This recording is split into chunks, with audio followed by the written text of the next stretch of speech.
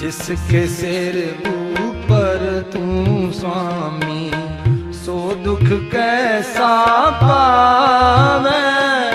बोल न जाने माया मत माता,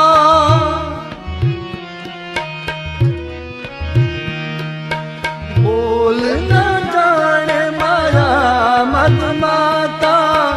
मरना थी